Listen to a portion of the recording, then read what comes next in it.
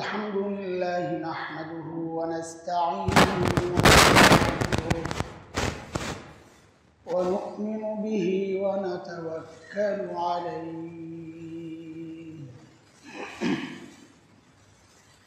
ونعوذ بالله من شرور أنفسنا ومن سيئات أعمالنا من يهده الله فلا مضل له ومن يضلله فلا هادي له وأشهد أن لا إله إلا الله وحده لا شريك له سندنا وحبيبنا ومولانا محمدا عبده ورسوله اللهم صل على محمد وعلى آل محمد كما صليت على إبراهيم وعلى آل إبراهيم إنك حميد مجيد اللهم بارك على محمد وعلى آل محمد وعلى آل محمد كما باركت على إبراهيم وعلى آل إبراهيم إنك حميد مجيد أما بعد فأعوذ بالله من الشيطان الرجيم بسم الله الرحمن الرحيم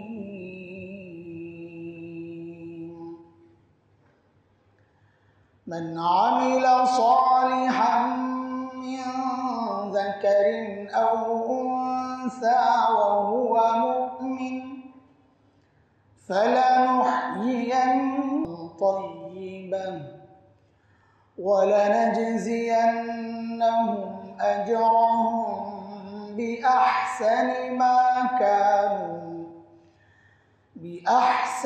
ما كانوا يعملون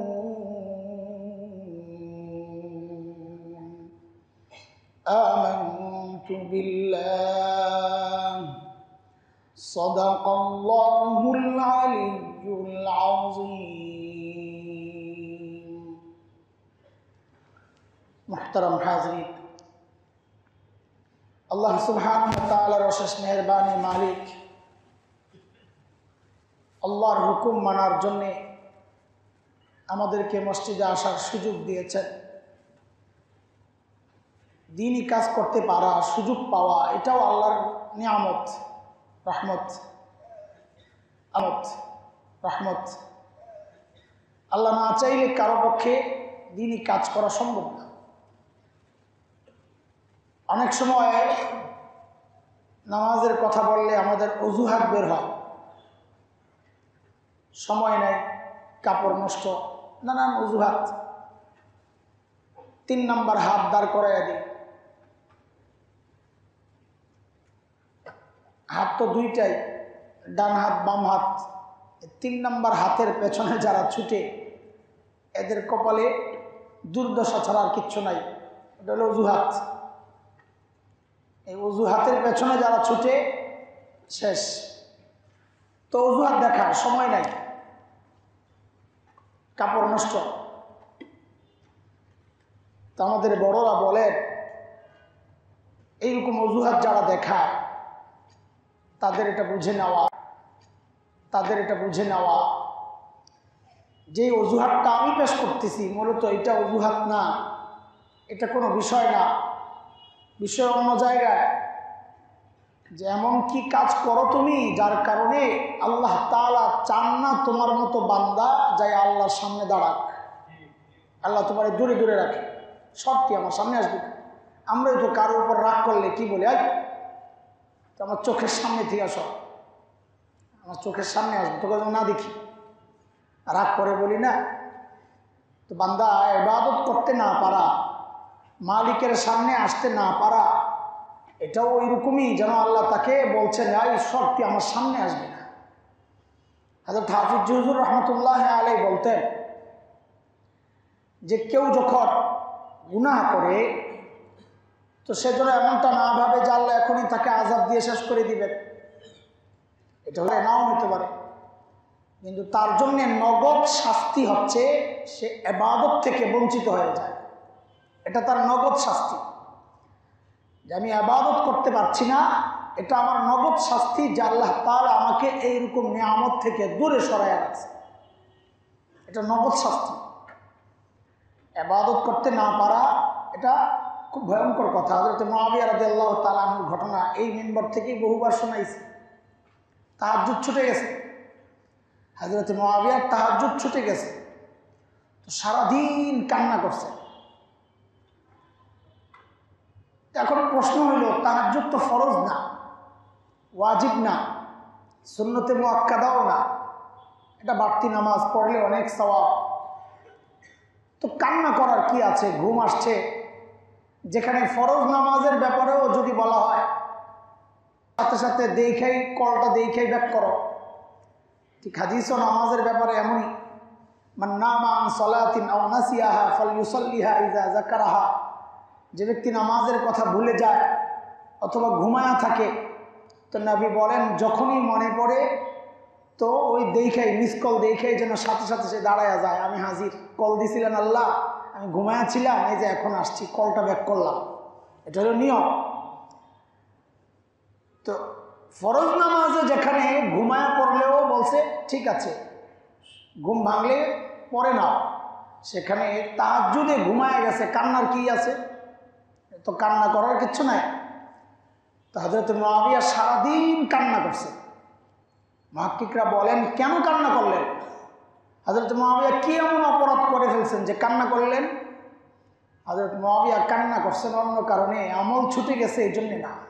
তিনি কান্না করেছেন, হায় না জানি এমন কোন ভুল করে ফেলেছি যে এইরকম মুবারক সময়ে, পবিত্র দামি সময়ে আল্লাহ তাআলা আমাকে তার সামনে যাইতে দেন নাই, দূরে সরায় রাখছে, ওই জন্য কান্না করছে, না জানি আমি কোন ভুল করে ফেললাম।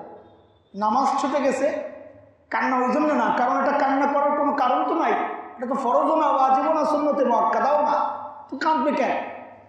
কেঁদেছেন যে আল্লাহ তাআলা আমাকে সুযোগ দেন নাই, না জানি আমি কোথায় কোন ভুল করে ফেলেছি, যে আল্লাহ আমার উপর অসন্তুষ্ট, এই জন্য ওই রকম মুবারক সময় আল্লাহ চান নাই আমি তার সামনে যাই সাজদায় লুটাই, আমি তার সামনে যাই হাজির হই, এটা আল্লাহ চান নাই, তো আমাকে দূরে সরাইয়া রাখছে।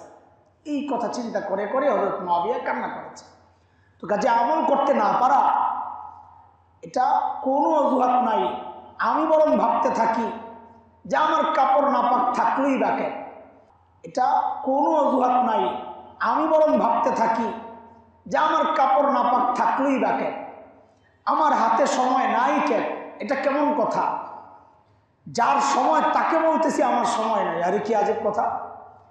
একটা অফিসে চাকরি করলে চাকরির যে টাইম, আমার যে কর্মসময়, এই কর্মসময়ে যদি আমি অফিসের বসকে বলি যে আমার হাতে সময় নাই আপনার কাজ করার, চাকরি থাকবে?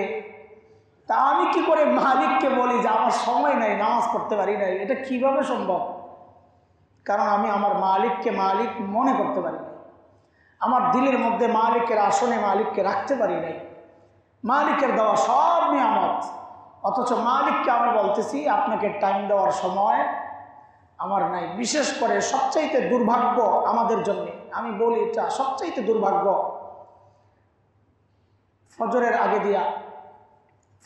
আগে দিয়া তাহাজ্জুদের ওয়াক্ত, এই টাইমটা আমার কাছে কেন যেন মনে হয় আমাদের জন্য, এই জাতির জন্যে সবচাইতে দুর্ভাগ্যের টাইম।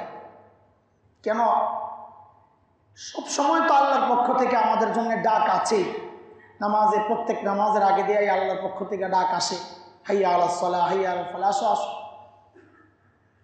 মুয়াজ্জিন ডাকেন আল্লাহর পক্ষ থেকে, আল্লাহর হুকুম, মুয়াজ্জিন ডাকতেছেন আপনাকে, আসো আসো।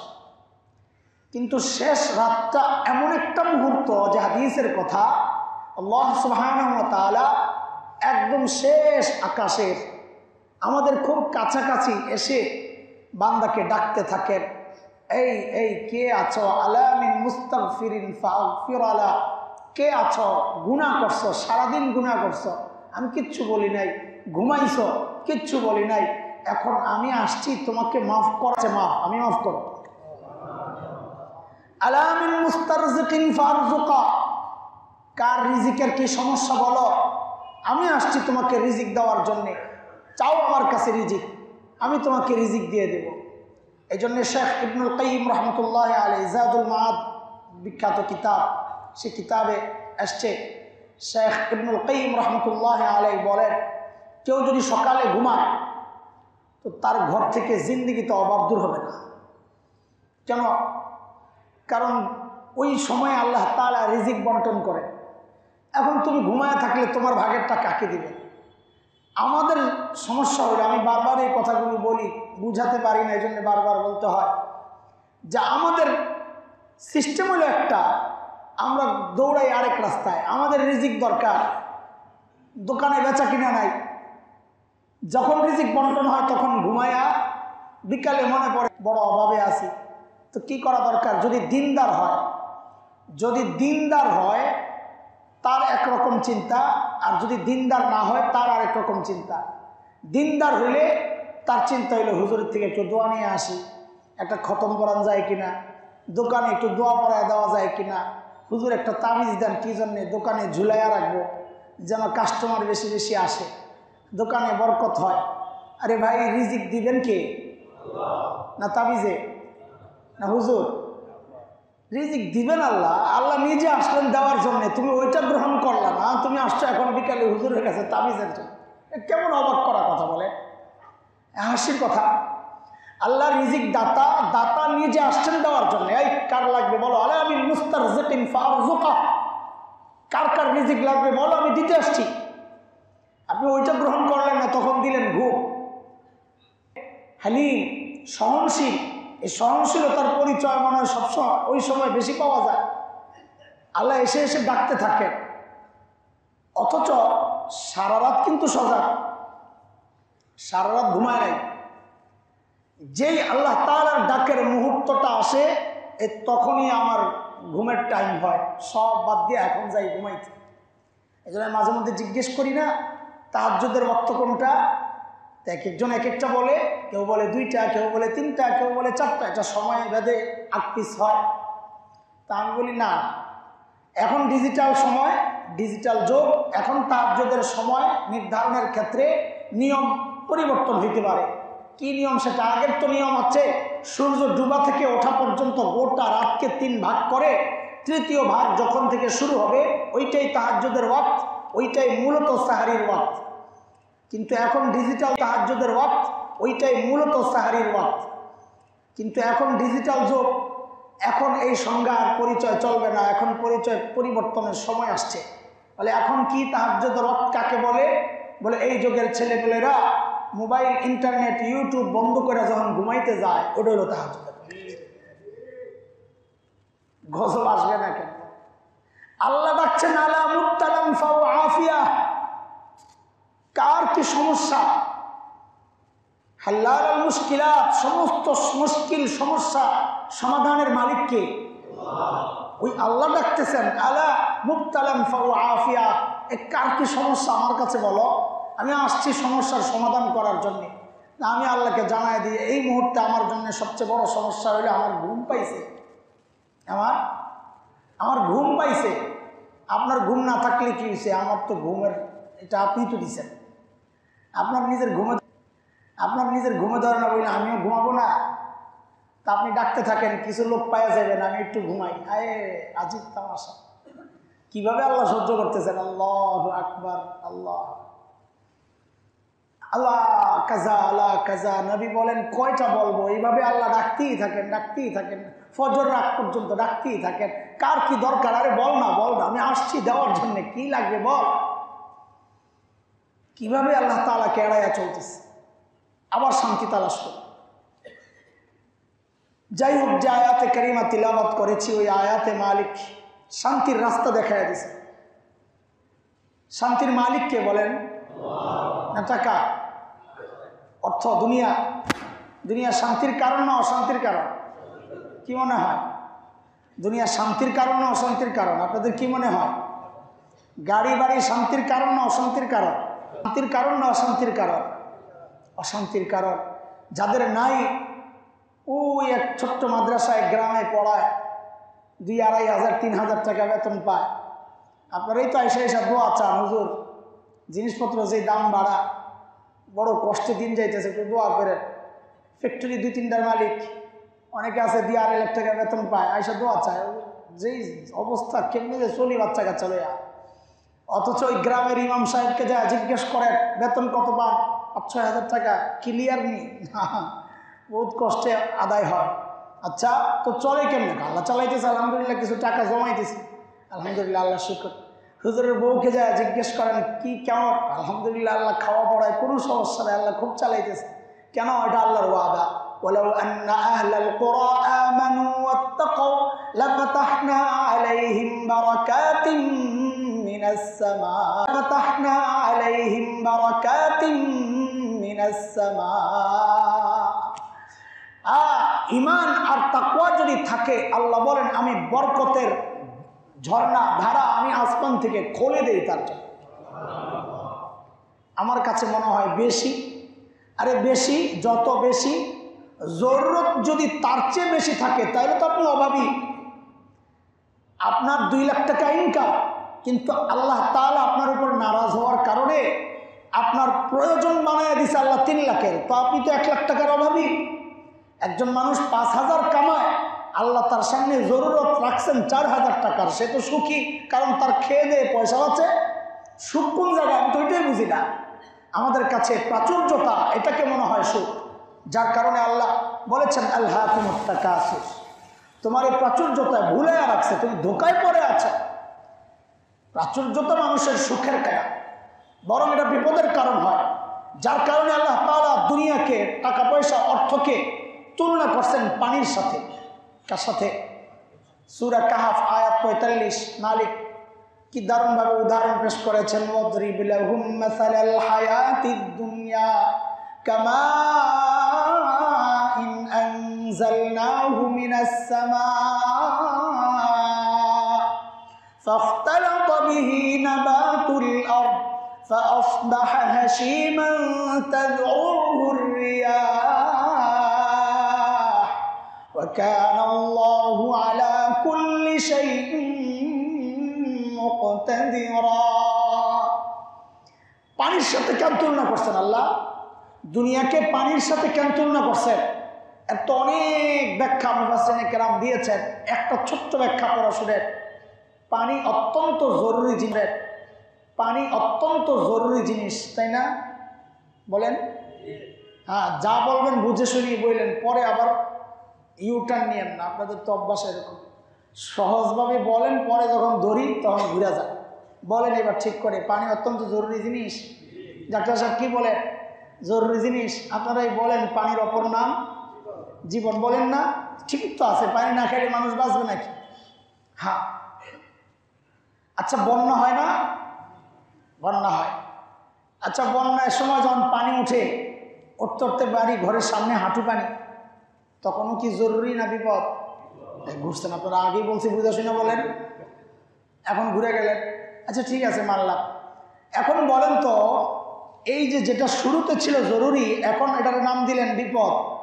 এখন যদি এই জরুরি জিনিসটাই বাড়তে বাড়তে কবর সমান আসা যায়, বিপদটা বাড়ে না কমে? আপনি বলতেছেন বিপদ খালি বাড়ে। আচ্ছা ঠিক আছে, আপনারটাই মানলাম। বলেন তো, গলা সমান আসলে বিপদ বাড়ে না কমে? পানিটা গলা সমান আসলে বিপদ আরো বাড়ে। অথচ শুরুতে ছিল অপর নাম জীবন, না? আর এখন জীবন যায় যায় অবস্থা। আচ্ছা, আর একটু উপরে গেলে বাড়ে না কমে? বিপদ বাড়ে না কমে? বাড়ে, এমন সব স্বীকার করতেছেন না? আচ্ছা, মাশাআল্লাহ। তো পানির কি চরিত্র পাইলাম? পানির চরিত্র পেলাম যে এটা শুরুতে থাকে জরুরত, কিন্তু যখনই জরুরতের চেয়ে বেড়ে যায় এটা বিপদের কারণ হয়। বলে কত বিপদ? বলে যত বাড়ে তত বিপদ, যত বাড়ে। আল্লাহ বলেন এই জন্যই আমি পানিকে দুনিয়ার সাথে তুলনা করছি। হ্যাঁ, দুনিয়াও অত্যন্ত জরুরি, না থাকলে খাবা কি, পরবা কি, বাড়ি বানাবা কি দিয়া? জরুরি, অবশ্যই জরুরি, দুনিয়ার জরুরত আছে, কিন্তু যখনই সেটা জরুরতের চেয়ে বেড়ে যাবে তখন কিন্তু ওই পানির মতো বিপদের কারণ হয়ে যাবে।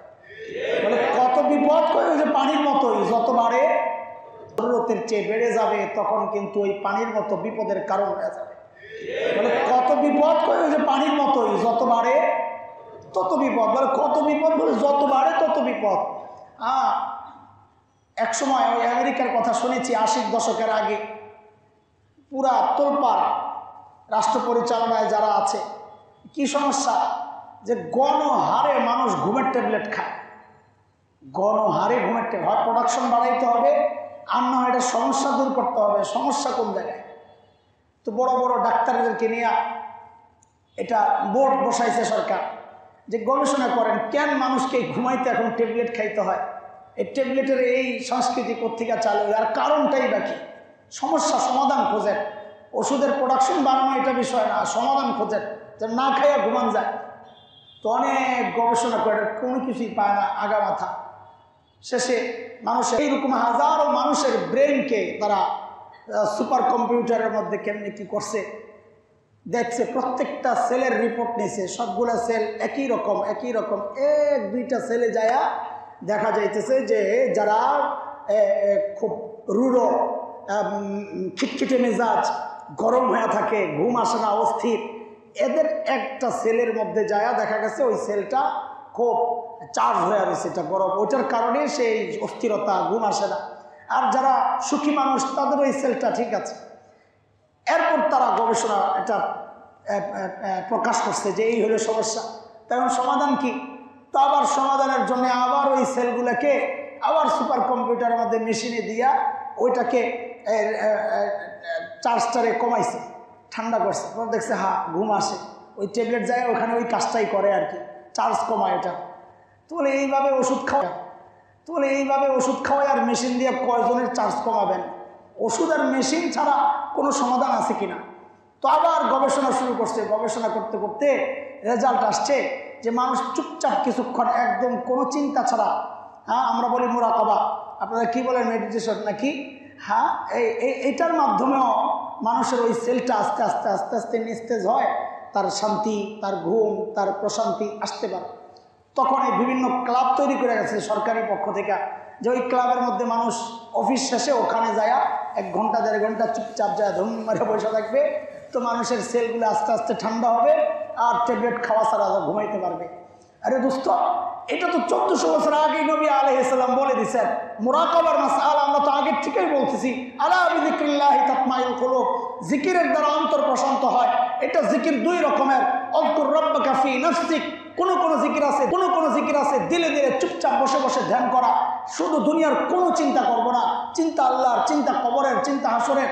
চুপচাপ থাকলে দিলও শান্ত প্রশান্ত হয়, দেমাগ প্রশান্ত হয়, ঘুমও আসে, দিলও শান্তি থাকে, দুনিয়াও শান্তি, আর আখিরাত তো তৈরি হচ্ছেই হচ্ছে।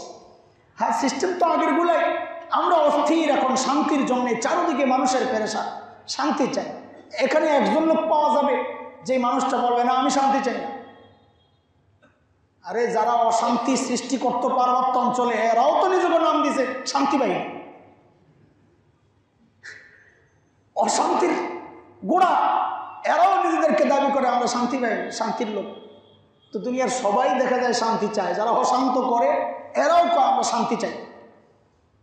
কে না চায় শান্তি? কিন্তু সমস্যা কোন জায়গায়?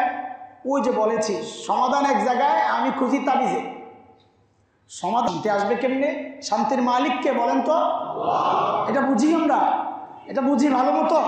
তো এটা বুঝলে তো মালিকের দেওয়া রাস্তায় না শান্তি, আমি কেন এটা বুঝি না? ওইটা বুঝলাম যে শান্তির মালিক আল্লাহ। তো শান্তির মালিক যদি আল্লাহ হয়, শান্তি কি আল্লাহ দেওয়ার পথে না আমার বানানো পথে? তা আল্লাহর দেওয়া পথ থাকলে ওই পথ বাদ দিয়ে আমি শান্তি কোন জায়গায় খুঁজতেছি বলেন? আমি শান্তি খুঁজতেছি অর্থের পেছনে, আমার কাছে মনে হয় অর্থ কামাও, মাল কামাও। ওই যে 2-3 সপ্তাহ আগে বলেছি, ইংরেজরা যে বিষটা আমার এই মহাদেশে রেখে গেছে, ওই বিষটা হচ্ছে এইটাই, মানুষকে দুনিয়ামুখী বানাইয়া দেওয়া গেছে। তার সব জীবনের পরিকল্পনা দুনিয়া কেন্দ্রিক, বাচ্চাদেরকে বড় করছে দুনিয়া কেন্দ্রিক, নিজে চলছে দুনিয়া কেন্দ্রিক, আখিরাতের কোনো ফিকির নাই, না নিজের ব্যাপারে না নিজের পরিবারের ব্যাপারে। এটা তো দুঃখ নিয়ে গত 2 সপ্তাহ আগে চিন্তা করেন তো, একদম নিজেকে নিজে জিজ্ঞেস করেন, কে আমার পরিবারকে আখিরাত কেন্দ্রিক সাজাইতেছি? বলেন, কে সাজাইতেছি? নিজের জীবন, পরিবার, বাচ্চা, বলেন তো কয়জন আছে এমন যে নিজের জীবনকে আখিরাত কেন্দ্রিক সাজাইতেছে? অথচ এটা ইমানদারের কাজ। নবী বলেছেন, কুনু মিন আবনাইল আখিরাহ ওয়া লা তাকুনু মিন আবনাইদ দুনিয়া ফাআথিরু মা ইয়াবকা আলা মা ইয়াফনা। আমার উম্মত, তোমরা আখিরাত ওয়ালা হও, দুনিয়া ওয়ালা হয় না। সুতরাং যেটা স্থায়ী তাকে প্রাধান্য দাও, অস্থায়ী জিন্দেগি যেটা শেষ হয়ে যাবে এর উপর। ছায়ার পেছনে ছুটি আমরা, ছায়া। দুনিয়া তো একটা ছায়া, ছায়ার পেছনে ছুটছি পাগলের মতো। আচ্ছা বলেন তো, ছায়ার পেছনে দৌড়াইয়া কেউ ছায়াকে পায়? আপনি যতটুকু স্পিডে দৌড়াবেন, ছায়া আপনার আগে আগে ঠিক সেম একই স্পিডে আপনার আগে আগে দৌড়াবে, তাই না? তো ওই নাগালটা আগে আগে দৌড়াবে, তাই না? তো ওই নাগাল কবে পাবেন আপনি? কবে পাবেন? অথচ ছায়াকে আপনি পিঠ দিয়ে যদি দৌড়ান, তো ঠিক আপনি যত স্পিডে দৌড়াবেন, ছায়া আপনার পেছনে পেছনে দৌড়াবে না। একদম সহজ কথা। মানুষ যখন আল্লাহমুখী হয়, তখন দুনিয়া তার পেছনে পেছনে দৌড়ায়। আল্লাহওয়ালারা দুনিয়াকে পেছনে লাথি মারে, দুনিয়া পেছনে পেছনে যায়। শামসুল হক ফরিদপুরি রহমতুল্লাহ আলাইহির জীবনীতে আছে, এক আল্লাহর বান্দা হযরতকে মহব্বত করতেন, বহু টাকা নিয়ে আসছে, ও সরাই গেলা সরাই, যাওয়ার সময় জুতার ভেতরে ঢুকাই দিয়ে চলে গেছে। তো আল্লাহওয়ালাদের টাকা তার জুতার ভেতরে ঢুকে যায়, হ্যাঁ, আর আমরা জুতাও মাথায় নিতে রাজি আছি টাকার জন্য। কারণ কি? ওই যে ব্যক্তি আল্লাহর দিকে ছুটবে, দুনিয়া তার পেছনে পেছনে ছুটবে, কারণ এটা ছায়া, ছায়ার নিয়মে এটা। তার পেছনে আপনি ছুটবেন, তার নাগাল পাওয়া যাবে না। আপনি তাকে পেছন দিবেন, সে আপনার নাগালের জন্য অস্থির হয়ে যাবে। খেয়াল করে দেখেন, আপনি একদিন পরীক্ষা করেন, দেখেন আল্লাহওয়ালা দুনিয়াকে ওইভাবে ত্যাগ করেছেন, আর দুনিয়া তাদের পেছনে পেছনে ছুটছে। আমরা তো আল্লাহওয়ালা না, এই সুরতটা ধরছি, শুধু পোশাকটা পরছি, এরপরেও দুনিয়া আমাদের পেছনে যেমনি দৌড়ায়। সুখ আর মানুষের ভালোবাসা পেছনে যেমনি দৌড়ায়, আমাদের সাথে একদিন থাকলে আমার তো মনে হয় আপনি সব ছেড়ে দিয়ে বলবেন মাদ্রাসায় পড়ব। হ্যাঁ, এটা আপনারাও বলেন, হুজুররা খালি খায় আর খায়। নিজের বাচ্চারে দিতে বললে মাদ্রাসায় পড়ে খাবে কি? দেখছেন কি মানে পুরা উল্টা। যদি বলবো হ্যাঁ মাদ্রাসায় পড়ে কি খাবে, দুনিয়া চলতে হবে না। নিজের ব্যাপারে মাদ্রাসায় পড়ে খাবে কি, আর অন্যের ব্যাপারে হুজুরা খালি খায় আর খায়। খায় ইজ্জতের খানা খায়, খায় তো অনেকে। কামাই খায় ইজ্জতের খানা খায়, খায় তো অনেকে। কামাই তো মুচি মেথর যারা, এরাও করে। হক্কানি আলেম, আম উলামানা, হক্কানি আলেম যারা, তারাও খায়, কিন্তু ইজ্জতের রিজিক খায়, সর্বোচ্চ সম্মানের রিজিকটা খায়। সারা বছর একজন মানুষ একটা মুরগিরে পালে কেন? আমার হুজুর আসবে তারপরে খাও। মাঝে মধ্যে আমরা ঘরে কোথাও গেলে, মাহফিলে, প্রোগ্রামে যখন বলি ভাই আমি খাবো না, চোখে পানি টলটল করে। কি ব্যাপার? যে এই মুরগিটা পালতেছে ঘরওয়ালি আজকে 2 মাস ধরে, যে হাসান জামিল সাহেব আসবে, আমি এটারে জব করে রান্না করে খাওয়াবো। এবার আপনি না খাইলে কি হবে? কি করবো? আমার তো খাওয়ার ইয়ে নেই, খাইলে তো আবার কষ্ট হবে। যদি অনুমতি দেন একটু বাটিতে করে, কি করবো বলেন? এমন পুরা এই বন্ধ হয়ে গেছি, এখন বাটি চিন্তা করে ঘরে বলেন। হায় আল্লাহ, আজকে আসার সময় দেখি কলা পারছে নিজের গাছের। আপনারা তো খান কলা, দামিটা খান, ওষুধ টষুধ দিয়ে এটা আপনারা খাওয়ায়। হ্যাঁ, এটা দামি কলা। গরিব মানুষ, আল্লাহ একদম গাছের থেকে ডাইরেক্ট পায়রা খাওয়ায়, ওষুধ টষুধ ছাড়াই। ডিম নিয়ে আসছে নিজের ঘরে, আমি দেখি ডিমের মধ্যে ছাই দেয়। ছাই আনছে কি করতে? ওই বলে না, ছাই না, ভিতরে ডিম সুন্দর করে এখানে প্যাকেট করে আনছে। তেঁতুল নিয়ে আসছে, বড়ই নিয়ে আসছে, আরও কত কিছু। এগুলো শুনলে আরও বেশি বড় বসেছে, বাড়িঘর ছাইরা দিয়ে আমাদের সাথে যোগ দিলে। আমাদের সাথে ভাগ কম পড়বে, থাক আপনি আপনার জায়গায় থাকেন, আমরা ভালো আছি আলহামদুলিল্লাহ। বুঝাতে চাচ্ছি যে ভালো আছি আলহামদুলিল্লাহ, আল্লাহ শুকর, কোনো অভাব নেই, আল্লাহ শুকর। বরং যখন দুনিয়ার পেছনে ছুটেছিলাম তো দুনিয়া আমাকে বারবার লাথি মেরেছে, আবার গেছি, আবার লাথি খাইছি, চূড়ান্ত লাথি খাইয়া পরে ফিরছি। এখন থেকে দুনিয়া পেছনে পেছনে ছুটতেছে আমাকে সারা জিন্দিগি। আমাদের বড়রা এই কথাই বুঝাইলেন, বুঝলাম না, আর এখন দেখি আসলে নিজের ব্যাপারেই তো বাস্তব। লাথি খাইছি, চূড়ান্ত লাথি খাইয়া পরে ফিরছি। এখন থেকে দুনিয়া পেছনে পেছনে ছুটতেছে আমাকে সারা জিন্দিগি। আমাদের বড়রা এই কথাই বুঝাইলেন, বুঝলাম না, আর এখন দেখি আসলে নিজের ব্যাপারেই তো বাস্তব। নিজে যখন দুনিয়ার পেছনে ছুটছি, নাগাল পাই নাই, লাথি খাইছি, তুই আমার সাথে কেন আসস? তোরে তোর বাবা লেখাপড়া করাইছে আমার পিছনে আসার জন্যে। যেই বুঝ আসছে, যখন দুনিয়ারে পিঠ দিয়েছি, এখন দুনিয়া দেখি পেছনে পেছনে দৌড়ায়। আজীব তামাশা। এখন না দুনিয়ার ফিকির, না অন্তরে কোনো অশান্তি, আয় প্রশান্তি। আলহামদুলিল্লাহ, আল্লাহ শুকর, আল্লাহ শুকর, আলহামদুলিল্লাহ। বিভিন্ন জায়গায় যায় যখন মানুষগুলো ওই হাতটারে ধরে এখানে না ধরায়, কি ভাই কি সমস্যা, বলে আল্লাহ তাআলা এই দাড়িগুলা রাখাইছে আপনার উসিলায়। তখন করে যায় যে কি শান্তি লাগে। এই শান্তি আপনি কই পাইবেন বলেন? একজন মানুষ যখন আমার কাছে রেকর্ড রাখছি, মাঝে মাঝে শুনি আর মালিকের শুকরিয়া আদায় করি, চিৎকার করে যুবক ছেলেটা চিৎকার করে করে কাঁদা, আপনার ওসিলা আমাকে ফিরাইছে, চিৎকার করে করে কাঁদতেছে। সে তো কাঁদতেছে, চোখের পানি আমারও বের হইতেছে, কিন্তু ভিতরে যে শান্তিটা পাইতেছে, ওই শান্তি কই পাবেন বলে? আরে ভাই, শান্তি তো দিনের মধ্যে, শান্তি তো দিনের মধ্যে।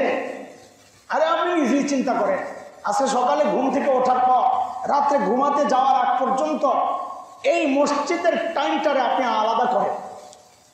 কসম আল্লাহ, কসম আল্লাহ, আমি চ্যালেঞ্জ করলাম, আপনার এই 24 ঘন্টার মধ্যে এই মুহূর্তটা আপনার জন্য সবচাইতে শান্তির মুহূর্ত। আপনি পুরা দিনটারে আপনি চিন্তা করেন, পুরা দিনটারে চিন্তা করেন যে যতক্ষণ মসজিদে ছিলাম আমার হালত কেমন ছিল। আর এটা তো আল্লাহর ওয়াদা, শান্তি যিনি দিবেন তিনি তো ওয়াদা করেছেন, আলা বিযিকরিল্লাহি তাতমাইন্নুল কুলুব। হ্যাঁ, দিনের মধ্যেই শান্তি। কোথায় শান্তি খুঁজতেছে? কোথায় শান্তি খুঁজতেছি? আল্লাহ তাআলা বলেন মান আমিলা, কোথায় শান্তি খুঁজতেছি? আল্লাহ তাআলা বলেন মান আমিলা সালিহাম মিন যাকারিন আও উনসা ওয়া হুয়া মুমিন ফালানুহইয়ান্নাহু হায়াতান তাইয়্যিবা ওয়া লানাজজিয়ান্নাহুম আজরাহুম বিআহসানি মা কানু ইয়া'মালুন। আল্লাহ বলেন নারী হোক পুরুষ হোক, নেক আমল যারা করে, আল্লাহ বলেন তাদের শান্তির জিম্মাদারি আমি নিলাম। আপনাকে যদি কোনো কোটিপতি বলে আপনি কোনো চিন্তা করেন, আপনার সব খরচপাতির জিম্মাদার, তা আপনার কেমন লাগে? হ্যাঁ, আপনার কি লাগবে জানি না। আমারও যেমন কিছু বলে আমারই তো দিল শান্তি হয়ে যায়। আরে আচ্ছা, তত টেনশন মুক্ত আমি হুজুর, আপনি বাজারও চিন্তা করেন না, ঘরে বাজার যা লাগে আমি পাঠিয়ে দিচ্ছি। আপনারা যদি কেউ এমন বলে যে আপনার কোনো টেনশন নাই, আপনার যা খরচ সব দায়িত্ব আমার, কেমন লাগে বলে যে আপনার কোনো টেনশন নাই, আপনার যা খরচ সব দায়িত্ব আমার, কেমন লাগে বলেন? হ্যাঁ, এটা তো বাহ্যিক দায়িত্ব নিচ্ছে। আর আল্লাহ বলতেছেন আমি তার টোটাল দায়িত্ব নিলাম দুনিয়া এবং আখিরাতের। তার দুনিয়াও আমি বানাইয়া দিব শান্তির, তার আখিরাতও আমি বানাইয়া দিব মুক্তির। ওয়ালানাজজিয়ান্নাহুম আজরাহুম বিআহসানি মা কানু ইয়ামালুন। সে যা করছে তার চেয়ে অনেক বেশি আমি তাকে দেব, অনেক বেশি। ওরা অনেক বেশি কেন দিবেন? আল্লাহ আমি তো রাহিম। গত সপ্তাহে বলেছি অনেক দিবেন কেন? আমি তো রাহিম। রাহিমের কাজ হইল এটা, কাজ কম মজুরি বেশি। রাহিমের কাজই তো এটা, তুমি দিবা আমাকে কম, আমি তোমাকে দেব বেশি। ফাইন্না মাআল উসরি ইউসরা, ইন্না মাআল উসরি ইউসরা। বিপদ যত, সমাধান তার চেয়ে বেশি আমি রাখছি। তুমি আমার কাছে চাও আগে, আমি চাইতেছি আরেক জায়গায়, তো মালিক তো আরো সন্তুষ্ট হবে, জীবন তো আরো সংকুচিত হয়ে যাবে, ওমান আরো সংকুচিত হয়ে যাবে। ওমান আরাদা আন যিকরি ফাইন্না লাহু মাঈশাতান দানকা। আল্লাহ বলে যে আমার জিকিরকে এড়ায়া চলে, ইবাদতকে এড়ায়া চলে, আমাকে ভুলে যায়, আল্লাহ বলেন আমি তার জীবনকে দুর্বিষহ আমি বানায়া দিব। আল্লাহ যদি কারো জীবনকে অশান্তিপূর্ণ বানায়া দেয়, দুনিয়ার কোন শক্তি আছে ওই জীবনের ভেতরে শান্তি ঢুকায়? বলে কোন শক্তি আছে? আয় মালিক, প্রত্যেকটা পদে পদে একটু চিন্তা করেন তো, কোন দিনদারের বাবা কোন দিনদারের বাবা আছে বৃদ্ধাশ্রমে? বলেন আপনি দেখান একজন বৃদ্ধাশ্রমের সদস্য দেখান যার সন্তান দিনদার। চ্যালেঞ্জ। একজন বৃদ্ধাশ্রমের একজন সদস্য দেখান, আপনারা যান, আপনি খুঁজে দেখেন। একজন আমি একজনের কথা বললাম। কোন পড়ুয়া হয়তো পাওয়া যেতে পারে 10%, এটা রিস্ক নেই নাই, নাহলে আরো অনেক কম পাওয়া যেতে পারে। কিন্তু এই একটা জায়গায় আমি চ্যালেঞ্জ করলাম, আপনি পার্সেন্ট না, একজন সদস্য দেখান যার সন্তান দিনদার, বাবা মা বৃদ্ধাশ্রমে দেখান। তো কি বুঝেন না? কিছু বুঝতেছেন না? আপনার নিজের শান্তি শেষ, কার পেছনে ছুটলেন আপনি? গোটা জীবনের মেহনত কামাই, নিজের হায়াতটা কাদের পেছনে খরচ করলেন? সে সন্তানই আপনাকে বৃদ্ধাশ্রমে রেখে লন্ডন না, সেই সন্তানই এখন ডক্টর, সেই সন্তানই আমাদের কাছেই তো আসতেছেন না। এই যে ইস্কাটনে এক বৃদ্ধা, 90-এর কাছাকাছি বয়স, হয়তো আমাদের বয়ান টয়ান শুনে তো খুব, আমাদের এখানেও অনেকবার আসা যাওয়া হয়েছে, অশান্তি, ছেলে বিদেশ। আমাদের এখানেও অনেকবার আসা যাওয়া হয়েছে, অশান্তি, ছেলে বিদেশ, খুব কামায়, মায়ের খবর নেয় না। এখন তার মাসআলা খালি আমার বিরক্ত করে, এখানে যেগুলো আছে এই ছেলেকে সব দিয়ে দিতে পারবে কিনা। এখন আবেগ এক জিনিস, শরীয়তের মাসআলা তো আরেক জিনিস। আমি তো এটা বলতে পারি না। সে মা বাবার খবর নেয় না, অশান্তি, এটার জন্য শাস্তি সে পাবে। কিন্তু শরীয়তের বিধান যেটা, প্রাপ্য হক যেটা, সেটা তাকে দিতে হবে। কিন্তু সবসময় খালি ফোন দেয়। তো কতটা কষ্টে মা সন্তানকে সম্পদ থেকে বঞ্চিত করার জন্য আমাদের কাছে মাসআলা জিজ্ঞেস করতেছে। বলে না মা কাউকে, মা দুনিয়ার সব যত সম্পর্ক আছে সব সম্পর্ক আলাদা আপনাকে ত্যাগ করতে পারে, বাবা আপনাকে তাড়াই দিতে পারে ঘর থেকে, কিন্তু মাও হয়তো বাবার ভয়ে চুপচাপ থাকে। কিন্তু আপনি কই যান, হাই জানি কই, গোপনে রাতে আপনাকে খবর দেয়া খাওয়াইতেছে মা। কিছুদিন আগেও কিতাবে এক ঘটনা পড়তেছিলাম, আর চোখের বাড়ি পড়তেছিল, হায় রে মা, সন্তান কারো সাথে অবৈধ সম্পর্কের কারণে শ্বশুর বাড়ি বড়লোক, তো বাবা মাকে ছেড়ে চলে গেছে একবারে শ্বশুর বাড়িতে। অনেক দিন পর্যন্ত মা বাবার কোনো খবর লয় না। বাবা কষ্টে দুঃখে, মা কষ্টে দুঃখে অসুস্থ হয়ে গেছে, একটাই ছেলে। বাবা অসুস্থ, ঘরে একদম, মা একা। চিকিৎসা করানোর জন্য সম্পদ কিছু বিক্রি করে, চিকিৎসা করাইতে সম্পদও প্রায় নিঃশেষ, একদম নিঃস্ব হয়ে গেছে। বাবা ইন্তেকাল করেছে, মা এখন একা। মা শুধু ওই সন্তানের জন্য কাঁদতে একদম অন্ধই হয়ে গেছে। সম্পদও নাই, তো এলাকা ছেড়ে চলে গেছে, দূরে যায় ভিক্ষা করে খায়। বহুদিন পর ওই সন্তান যখন শ্বশুর বাড়িতে এখন টিস্যু হয়ে গেছে, ব্যবহৃত টিস্যু হয়ে যখন তাকে বের করে দেয় দুই যুগ পর, তো চিন্তা করছে যে বাবার কাছেই যাই, দেখি কি অবস্থা। তো বাড়িতে এসে দেখে যে বাবাও নাই, মাও নাই, ওই ঘরে কেউ নাই। পাশে এক লোক কাজ করে, তাকে জিজ্ঞেস করেছে যে এখানে বুড়া বুড়ি থাকতো, ওনারা কোথায়?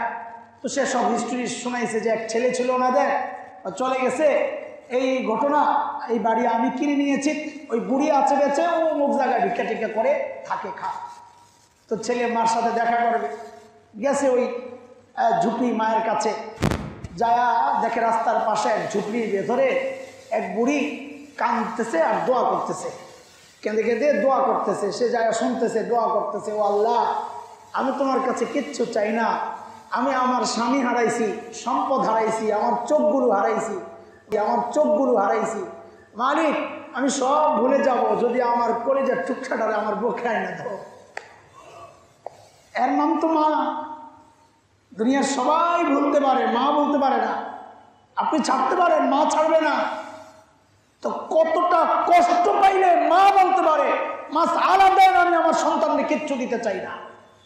কতটা কষ্টে মার কলিজায় আগুনটা কিভাবে লাগাইছে, কেন? সে আলেম, এই জন্যে। ওই ছেলেটা দিনদারের জন্যে। আরে দিনদার সন্তানের সারাক্ষণ ফিকির থাকে কোন কথায় না জানি মা বাবা কষ্ট পায়। সন্তান যদি দিনদার না হয় তখন মা বাবা চিন্তায় থাকে আমাদের কোন কথায় না আমার সন্তান মাইন্ড করে। পার্থক্য কোথায় বুঝে? আরে পার্থক্যটা বুঝেছে? সন্তান যখন দিনদার হয় সন্তান সারাক্ষণ টেনশনে থাকে। হায় বুঝে? আরে পার্থক্যটা বুঝেছে? সন্তান যখন দিনদার হয় সন্তান সারাক্ষণ টেনশনে থাকে। হায় কোন কথায় না মা বাবা কষ্ট পায়। আর সন্তান যখন বেদিন হয় তখন মা বাবা টেনশনে থাকে। হায় কোন কথায় না জানে আমার সন্তান মাইন্ড করে। সারাক্ষণ সন্তানের কথা মতো চলতে থাকি আমরা। কেন? দিন নাই, দিন নাই, এখন আমি তার গোলাম হয়ে গেছি। দিন যখন থাকে না তখন মখলুককে আল্লাহ আমাকে মখলুকের গোলাম বানায় দেয়। কথা মনে রেখে, কোরআনের কথা সূরা বনী ইসরাঈলে আসছে এটা। মানুষ যখন দিন ছেড়ে দেয় তখন আল্লাহ মখলুককে তার উপর চাপায়া দেয়। আর মানুষ যখন আল্লাহ ধরে তো সমস্ত মখলুককে আল্লাহ তার পায়ে লুটায়া দেয়। হ্যাঁ, মানুষ যখন আল্লাহ ছেড়ে দেয় তো আল্লাহ সমস্ত মখলুককে তার উপর ছেড়ে দেয়। সে মজলুম হয়, তখন নির্যাতিত হয়। আমি আপনি মাঝে মধ্যে জুলুমের শিকার হই। আপনি ভেবেন না যেটাই যে মালিক অসন্তুষ্ট হইয়া জালিমকে আমার উপর চাপাইয়া দিছে। এটা কোরআনের বিধান। বেঈমানরা যখন গুনাহ করে তো আল্লাহ বেঈমানদেরকে আযাব দিয়ে ধ্বংস করে। আর ইমানদাররা যখন গুনাহ করে তো আল্লাহ তাআলা জালিমকে তার উপর চাপাইয়া দেন। এটা হচ্ছে সাধারণ আল্লাহ তাআলার নিজাম, সিস্টেম। এভাবেই আল্লাহ তাআলা দুনিয়া শুরু থেকে আল্লাহ দেখাইছেন আমাদেরকে। আয় আল্লাহ, আল্লাহর ওয়াদা, মান আমিলা সালিহাম মিন যাকারিন আও উনসা ওয়া হুয়া মুমিন ফালানুহইয়ান্নাহু হায়াতান তাইয়্যিবা ওয়া লানাজজিয়ান্নাহুম আজরাহুম বিআহসানি মা কানু ইয়ামালুন।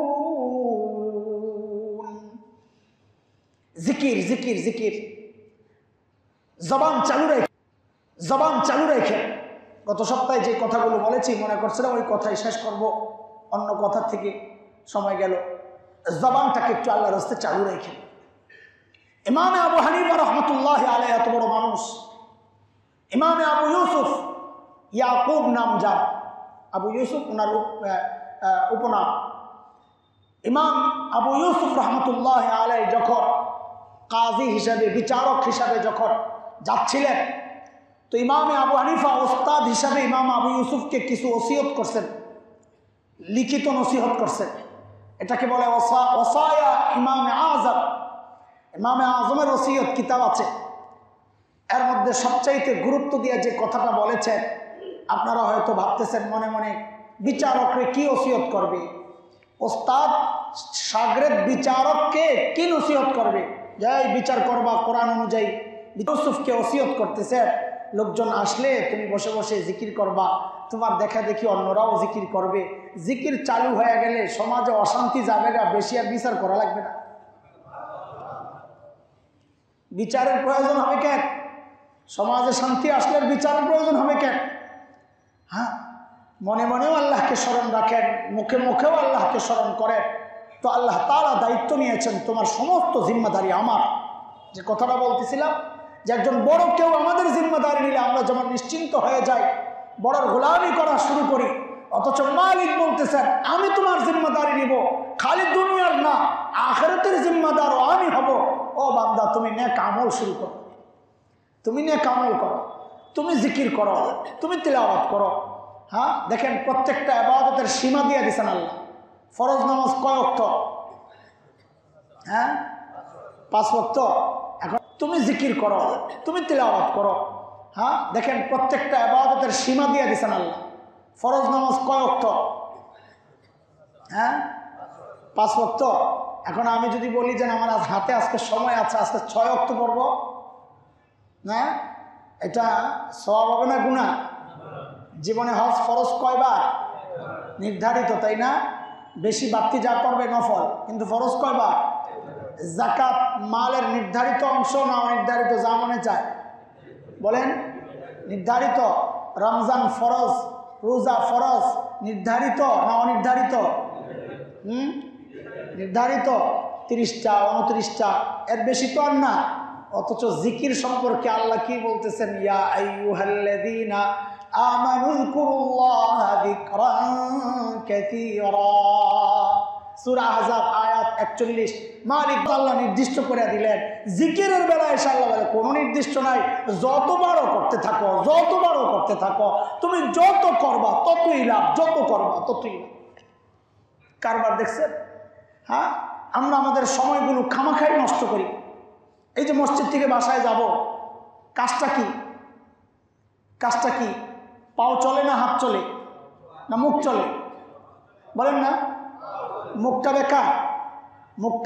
মুখ দিয়ে কোনো কাজ করতেছি? মসজিদে বাসায় যখন যাব মুখ কাজ করবে? মসজিদ থেকে যখন বাসা থেকে যখন মসজিদে আসছি মুখ কাজ করেছে?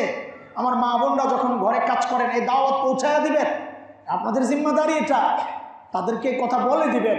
উনি যখন ঘরের রান্না বান্না করতেছে তো মুখ চলে না হাত চলে? হাত চলে। ঘর ঝাড়ু দিতেছে হাত চলতেছে, কাপড় ধুইতেছেন তো হাত চলতেছে, হাঁড়ি পাতিল ধুচ্ছেন তো হাত চলতেছে, হাঁড়ি পাতিল ধুচ্ছেন তো হাত চলতেছে, পেঁয়াজ কুটতেছেন তো হাত চলতেছে, রুটি বেলুন মারতেছেন তো হাত চলতেছে। বলে তো তোমার মুখটা বন্ধ রাখতেছো কেন? মুখটা চালাও। বলে কেন? তোমার কাজ দুনিয়ায় চলবে, আল্লাহর কাজ জান্নাতে চলবে। তুমি সুবহানাল্লাহ পড়তেছো, মুখ চালু রাখতেছো, হাত চলতেছে বেলুনে। বলে তুমি এখানে বেলুন চালাইতেছো, আর নবী বলেন তোমার এই সুবহানাল্লাহ, আল্লাহ বলে আমিও কাজ করতেছি তোমার জন্য, জান্নাতে বাড়ি বাগান সাজাইতেছি। এই সুবহানাল্লাহ গাছ লাগছে একটা, আরেকটা লাগছে এখন, এই যে এখন আরেকটা লাগছে, এইবার যারা পড়ছে তাদের লাগছে আরেকটা, এইবার যারা পড়লো তাদের লাগছে আরেকটা, লাগছে আরেকটা, আরে দেখেন না আরেকটা লাগছে, আরে ভাই বলেন আরেকটা লাগছে, লাগছে আরেকটা, লাগছে আরেকটা, লাগছে আরেকটা, লাগান লাগান, আরে লাগান, আহা লাগান না, লাগান, লাগাইতে থাকেন না। আহা কিভাবে টাইম লস করতেছি খামাখাই, কোনো কাজ নাই। আরে ভাই আপনি যখন কথা বলেন সেটা ভিন্ন হিসাব, ঠিক আছে আপনি জরুরি কথা বলতেছেন, কিন্তু আপনি যখন কথা বলেন না, যখন কোনো কাজ নাই মুখে, আপনি সুবহানাল্লাহ বলেন কষ্ট লাগবে? বলেন না, বরং কষ্ট না, আপনার ওই কষ্ট দূর হবে। কারণ দিল প্রশান্ত হইলে মানুষ, আমি আগেও বলেছি আপনাদেরকে, নবী আলাইহিস সালাম দুনিয়ায় আসার আগ পর্যন্ত সমস্ত গবেষণা ছিল, ডাক্তাররা বলতে পারবে, সমস্ত দার্শনিক, তখন জগতের দর্শন কি ছিল? দর্শন ছিল আপনার ব্যাবিলিয়ন দর্শন, রোমান দর্শন, গ্রিক দর্শন, মিশরীয় দর্শন, পারস্য দর্শন, এইরকম প্রাচীন যত দর্শন দার্শনিকরা ছিল, সমস্ত দার্শনিকদের বক্তব্য ছিল মানুষকে নিয়ন্ত্রণ করে তার ব্রেন। সর্বপ্রথম দুনিয়া নিয়ন্ত্রণ করে তার ব্রেন। সর্বপ্রথম দুনিয়ার সমস্ত দার্শনিকদের বিরুদ্ধে দাঁড়ায়া আল্লাহর পাঠানো দার্শনিক মুহাম্মদুর রাসূলুল্লাহ সাল্লাল্লাহু আলাইহি ওয়াসাল্লাম ঘোষণা দিলেন, না না না, মানুষকে তার ব্রেন নিয়ন্ত্রণ করে না, মানুষকে নিয়ন্ত্রণ করে তার হার্ট। আলা ইন্না ফিল জাসাদি মুদগা ইযা সালুহাত সালুহাল জাসাদু কুল্লু ওয়া ইযা ফাসাদাত ফাসাদাল জাসাদু কুল্লু আলা ওয়া হিয়াল কাল। ও ডাক্তার সাহেবরা, আজকের চিকিৎসা বিজ্ঞানীরা স্বীকার করতেছে যে হ্যাঁ, ব্রেন ফেল করলে মানুষ বাঁচবে, হার্ট ফেল করলে শেষ। মানুষকে হার্ট নিয়ন্ত্রণ করে নবী যে 1400 বছর আগে বলেছেন, আজকের চিকিৎসা বিজ্ঞানীরা এটা স্বীকার করতে বাধ্য হয়েছে। আপনার হার্ট ঠিক থাকবে কি দিয়া? আল্লাহ বলতেছেন আলা বিযিক্রিল্লাহি তাতমাইন্নুল কুলুব। ওরে বান্দা তুই জিকির চালু রাখ, আমি হার্ট ঠিক করে দিব। হার্ট ঠিক তো বডি ঠিক হতে পারে। হার্ট সুস্থ থাকলে বডিও সুস্থ থাকবে। আর হার্টকে সুস্থ রাখার দায়িত্ব নিয়েছেন আল্লাহ, বলে তুমি জিকির করো, জিকির করো, হার্ট ঠিক থাকবে ইনশাআল্লাহ। হার্ট ঠিক থাকবে সব দিক থেকে। তো কেন আমরা এই টাইমগুলো লস করতেছি বলেন? একদিন আফসোস করব, কিন্তু সেদিন তো কোনো লাভ হবে না। এই জন্য নবী বলেছেন ইগতানিম খামসান ক্বাবলা খামস, হায়াতাকা ক্বাবলা মাউতিক, ওয়া শাবাবাকা ক্বাবলা হারামিক, ওয়া সিহহাতাকা ক্বাবলা সুকমিক, ওয়া গিনাকা ক্বাবলা ফাকরিক, ওয়া ফারাগাকা ক্বাবলা শুগলিক, আও কামা ক্বাল আলাইহিস সালাম। নবী বলেন 5টা নিয়ামত, এটা সবাইকে আল্লাহ দেন। হ্যাঁ, যাদেরকেই দেন থাকতে থাকতে তুমি এটার মূল্যায়ন করো, কদর করো। এটা চলে গেলে আফসোস করবা, ফেরত আসবে না। নাম্বার 1, হায়াতাকা ক্বাবলা মাউতিক। ওরে আমার উম্মত, তোমার জীবনটা একটা আল্লাহর দেওয়া নেয়ামত, এটা চলে যাওয়ার আগে আগে এটাকে কাজে লাগাও। এটা তোমার আখিরাতের মূলধন, দেওয়া নেয়ামত, এটা চলে যাওয়ার আগে আগে এটাকে কাজে লাগাও। এটা তোমার আখিরাতের মূলধন। ইমাম রাজি রহমতুল্লাহ আলাইহি এই জায়গায় বলেছেন যে আমি এই কথা বুঝেছি একজন বরফ বিক্রেতার কাছ থেকে। কার কাছে? বরফ বিক্রেতার কাছ থেকে। সে বাজারে বরফ বিক্রি করতেছিল, আর দেখে বেচা কিনা নাই, তো চিল্লাইতেছিল ইরহামু মাইয়াযুমু রাসু মালিহি, আরে যার মূলধন গলে যাচ্ছে তার উপর একটু রহম করো, মানে বরফটা কিনে আমাকে বাঁচাও। সময় যত গড়াবে মূলধন তো গলে গলে শেষ হয়ে যাবে, আমি তো ক্ষতিগ্রস্ত হব। ইমামে রাজি বলেন আরে আল্লাহ তো এই কথাই বলতে চেয়েছেন, ও নবী তো এই কথাই বলতে চেয়েছেন, হায়াতাকা ক্বাবলা মাউতিক, তোমার জীবন তোমার আখিরাতের মূলধন, সময় যত গড়াবে গলে গলে মূলধন কিন্তু শেষ হয়ে যাচ্ছে। থাকতে থাকতে তুমি নিজের উপর নিজে রহম করো, নিজের উপর নিজে রহম করো। 1 2 নম্বর ওয়াশাবাবাকা ক্বাবলা হারামিক, এরে যুবক ভাই আমার, হ্যাঁ আলসামে বুড়ারা বসা, হ্যাঁ কত ইবাদত করতে চায়, মন তো চায়, না চাইলে বুড়া বয়সে কষ্ট করে আসে, ইবাদত করতে মন চায় বলেই তো আসে। কিন্তু এখন তিনি আর তোমার মতো ওই সুন্দর করে সেজদা দিতে পারেন না, এখন তিনি আর তোমার মতো ওই সুন্দর করে রুকু দিতে পারেন না। চেয়ারে বসতেন, আলহামদুলিল্লাহ চেয়ারের সংখ্যা কমতেছে, ওই পিছনে চলে গেছেন মুরব্বীরা, হ্যাঁ কম না এখনো অনেক। তাদের কি মনে চায় না তোমার মতো দাঁড়ায় নামাজ পড়তে? এটা কি ইচ্ছা করে বসছে? হ্যাঁ খুশিতে খুশিতে? আরে যদি সাজদার মায়া থাকে তার তো কলিজা ফেটে যাওয়ার কথা। সাজদার মজা যদি দিলের মধ্যে বসে যায়, নবীর ওই হাদিস যদি মাথায় ঢুকে, ইন্না আকরাবা মা ইয়াকুনুল আবদু মির রাব্বিহি ওয়া হুয়া সাজিদ, একজন বান্দা আল্লাহর সবচাইতে নিকটে কখন পৌঁছে? যখন বান্দা সাজদায় লোটায়। এই অনুভূতি যদি কারো দিলের মধ্যে বাসা বাঁধে, যদি এটা ঢুকে, সে সাজদা দিতে না পারলে তো তার কলিজা ফেটে যাওয়ার কথা। যদি এটা ঢুকে, সে সাজদা দিতে না পারলে তো তার কলিজা ফেটে যাওয়ার কথা। তার তো মন চাচ্ছে সাজদা দিতে পারে না, কোমর সায় দেয় না, হাঁটু সায় দেয় না। এরে ভাই তোমার তো এখন সময়, তুমি তো চাইলেই এখন পারো 20 রাকাত নফল নামাজ পড়তে, তুমি তো চাইলেই পারো চাষ পড়তে, আওয়াবিন পড়তে, তাহাজ্জুদ পড়তে, নওয়াফিল পড়তে, তুমি তো চাইলেই পারো। তুমি চাইলেই এখন ইস্তিগফার দিয়ে আমলনামা ভরপুর করতে পারো, চাইলেই তাসবিহ দিয়ে আমলনামা ভরপুর করতে পারো, ওজনদার বানাইতে পারো, চাইলেই তো পারো। নবী বলেন একদিন চাইবা পারবা না। থাকতে থাকতে সময়ের কদর করো, নিজের যৌবনের মূল্য দাও বার্ধক্যের আগে আগে। অসিহাতাকা ক্বাবলা সুকমিক, অসুস্থ হওয়ার আগে আগে সুস্থতার এই নিয়ামতের কদর করো। অসুস্থ হইলে মন চাইবে করতে পারবে না, আর সুস্থ অবস্থায় ইবাদত করলে আরেকটা সুসংবাদ নবী দিয়েছেন, সুস্থ অবস্থায় যদি কেউ ইবাদত কন্টিনিউ করে, অসুস্থ হওয়ার কারণে যদি ওই ইবাদতে ঘাটস্থার আমলগুলো তার আমল নামায় লিখতে থাকবে।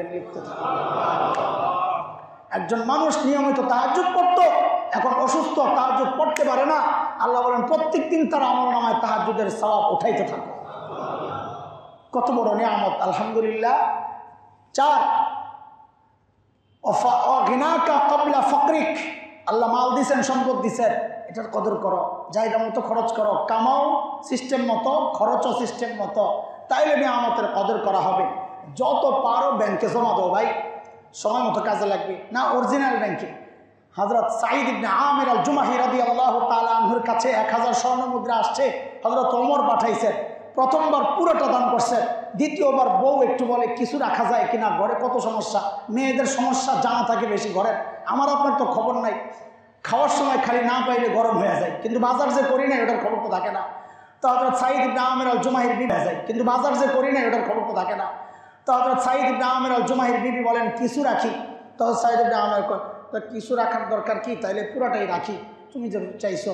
বউ তো মনে করছে সত্যিই বুঝি, রাখি এমন কারো কাছে আমানত, আমাদের ঘর ভাঙ্গা ঘর, এত টাকা নিয়ে যেতে পারে, চোর টোর ডাকাত ঢুকতে পারে, এমন কারো কাছে আমানত রাখি যিনি বিপদে পড়লে বাড়াইয়া দিবেন, বিপদে পড়লে বাড়াইয়া দিবেন। বউ তো খুশি, আরে আলহামদুলিল্লাহ তো আরো ভালো কথা।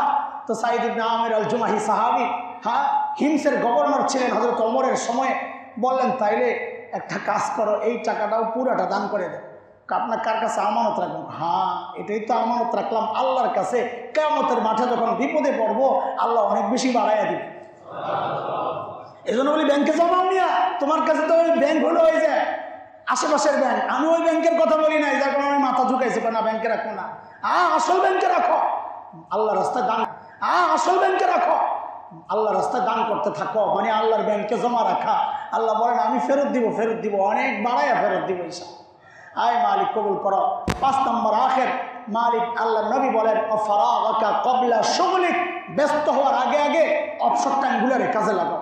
ব্যস্ত হয়ে গেলে তার পারবা না, অবসর টাইম এটাও আল্লাহর একটা নিয়ামত। আল্লাহ তোমাকে অবসর টাইম দিয়েছেন, এই সুযোগটারে আখিরাতের জন্য কাজে লাগাও, আখিরাতের জন্য কাজে লাগাও। আল্লাহ তাআলা আমাদের হায়াতকে কাজে লাগায়া আখিরাতের আমলনামাকে সমৃদ্ধ করার তৌফিক দান করেন, আমিন।